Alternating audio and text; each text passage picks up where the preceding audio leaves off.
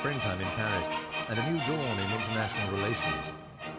President Clinton was first to arrive for the signing, which lays the ground rules for NATO's eastward expansion and brings to an end almost half a century of Cold War. The American president hailed it as an historic occasion. The United States feels a great deal of gratitude today. The world my predecessors dreamed of and worked for 50 years is finally within reach. President Clinton called it a victory for reason, but realism might be a better word.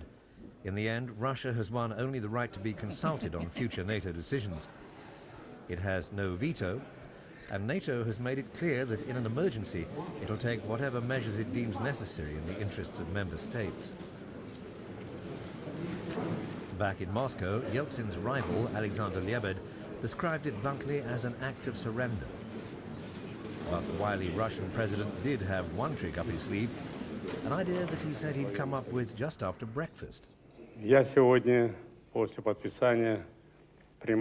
Russian nuclear missiles currently aimed at NATO countries in Western Europe would now be retargeted, he said. The move caught NATO leaders off guard, and they broke for lunch to digest the implications. It's clear they're still going to have their work cut out to decipher the often contradictory signals coming from the Russian camp. The consensus in the end was that it was a largely symbolic, if welcome, gesture. But for Yeltsin, it earned him a final goodbye kiss from the French president and enabled him to steal the thunder from NATO. No mean achievement on a day when Russia effectively abandoned its historic Eastern European sphere of influence.